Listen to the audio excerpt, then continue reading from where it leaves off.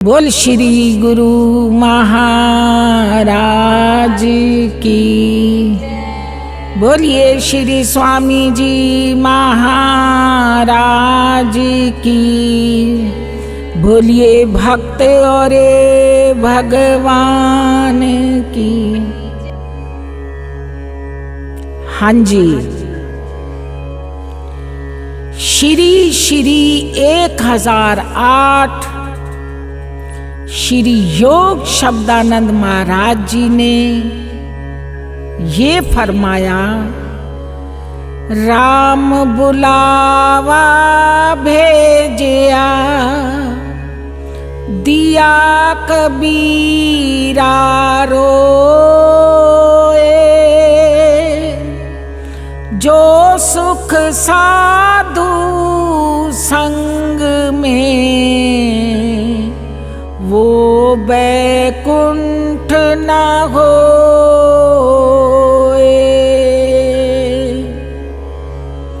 श्री गुरु महाराज जी ने इस दोहे पर बहुत अच्छा बखान किया, प्रवचन दिए। जब कबीर जी को बुलावा आया भगवान का, कबीर रोने लग गए, बड़े रोए। कबीर जी से पूछा गया, क्या आप मरने से डर रहे हो? आप रो रहे हो, मरने का भय है? कबीर कहते हैं, हमें मृत्यु का भय बिल्कुल नहीं है। हम रो इसलिए रहे, जो सुख जो आनंद मुझे सत्संग में मिल रहा था, संतों के संग में मिल रहा था, वो आनंद वैकुंठों में भी नहीं मिलेगा। मैं रो इसलिए रहा हूं कि मेरा संतों का संग छूट रहा है, मेरा सत्संग छूट रहा है। सत्संग में इतना आनंद होता है।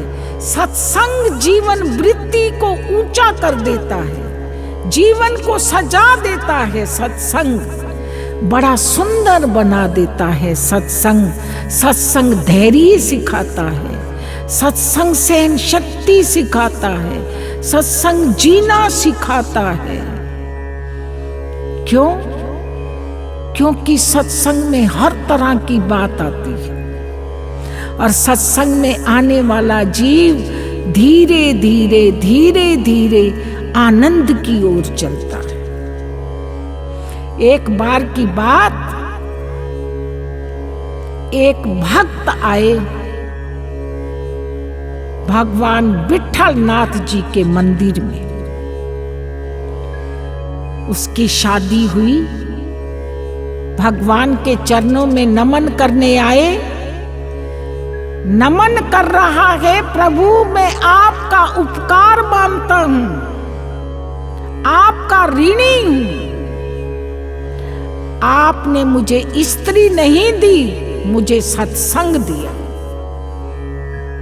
क्योंकि उसकी पत्नी सत्संगी थी, बड़ी विवेक वाली थी, बड़ी विचार वाली थी, तो बड़ा आनंद था। मुझे स्त्री नहीं मिली, मुझे सत्संग मिला। वो भगवान का ऋण उतारने के लिए आया, नमन कर रहा है। थोड़ी देर बाद संत एकनाथ आए, वो भी अपनी पत्नी को लेकर आए। कहते हैं, भगवान आपका उपकार मानता हूं, आपने मेरे पर बड़ी कृपा की।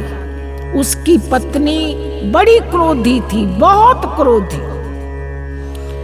बेहद क्रोधी थी।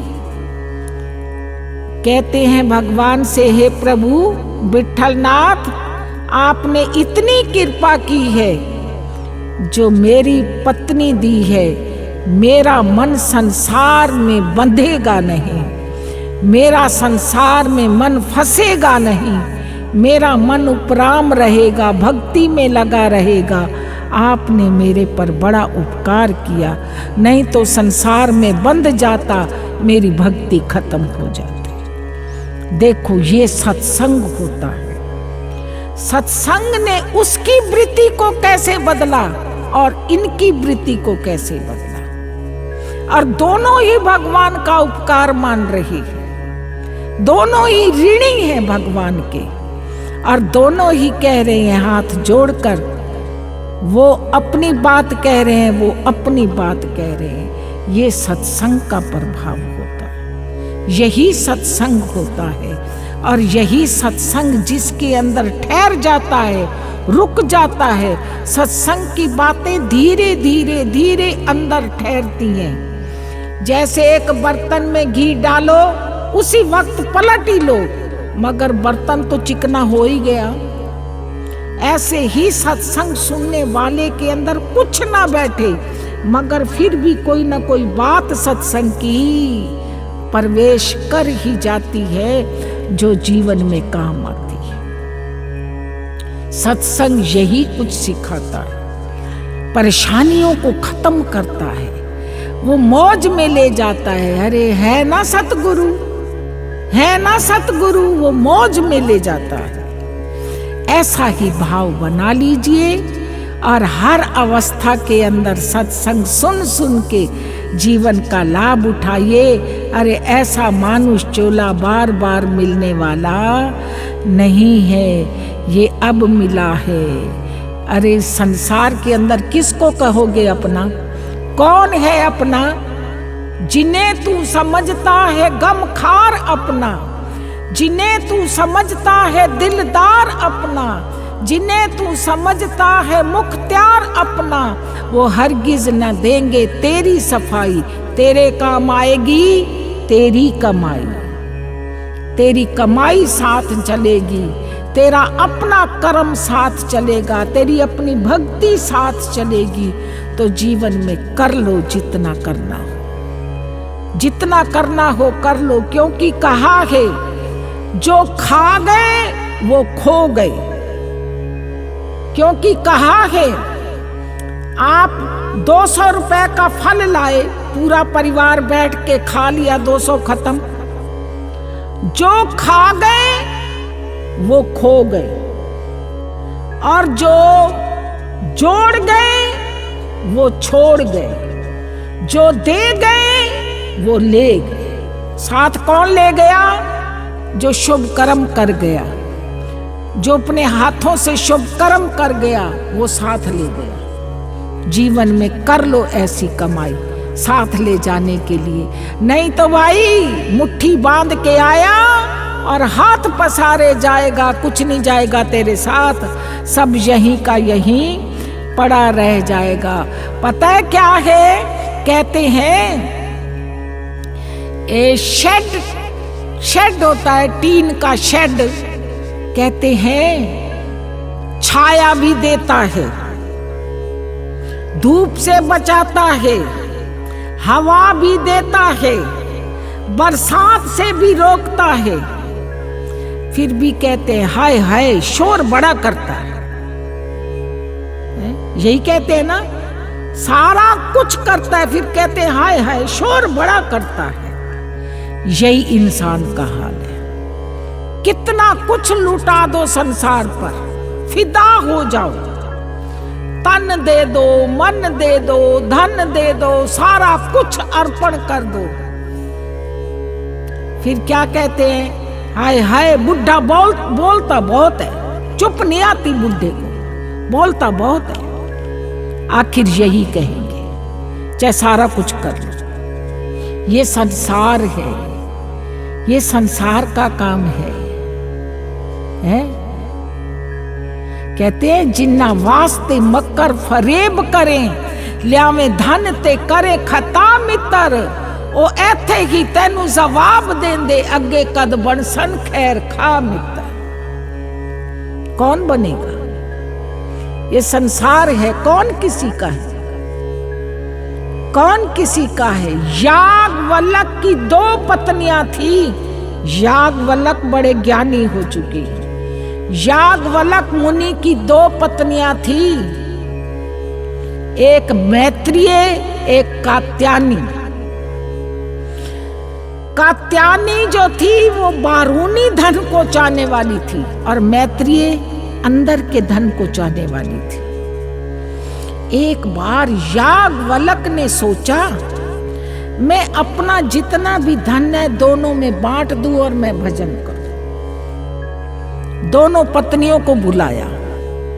जैसे ही दोनों पत्नियों को बुलाया और कहा, मैं तुम्हें आधा आधा धन बांट देता हूं और तुम अपना जीवन निर्वाह करो अपने अपने धन से, कोई कमी नहीं रहेगी, और मैं भजन को जाता हूं। मैत्रेय ने पूछा, आप कौन सा धन इकट्ठा करने जा रहे हो? बोले, जो साथ जाने वाला है परलोक में। मैत्रेय कहने लगी, हे पतिदेव, ये जितना धन है ना, ये सब कात्यायनी को दे दो, और मैं तो आप वही धन लूंगी जो आप लेने जा रहे हैं। मैं उसी धन को इकट्ठा करूंगी जो धन आप इकट्ठा करने जा रहे हो। मुझे इस धन की जरूरत नहीं है। याज्ञवल्क्य ने कहा, ठीक है, अपनी अपनी इच्छा है।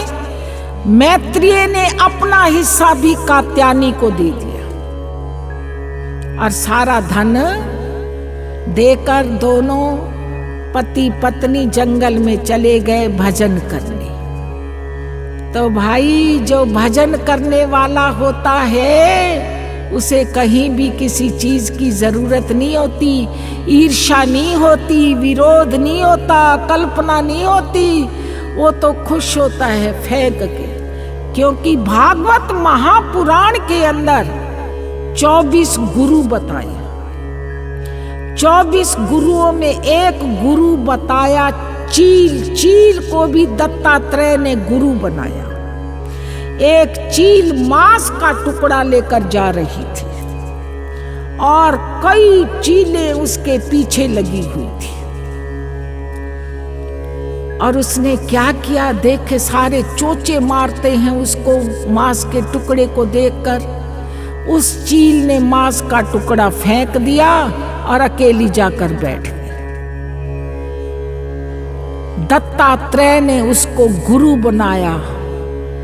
गुरु यानी गुरु मंत्र नहीं, शिक्षा ली, शिक्षा मंत्र, शिक्षा ली। ये संसार पीछे लगा हुआ है, ये मेरा है, वो मेरा है, वो मेरा है। अरे क्या है तेरा, क्या है तेरा? सब कुछ छोड़ दे, तू अकेला ही है, छोड़ दे सब कुछ।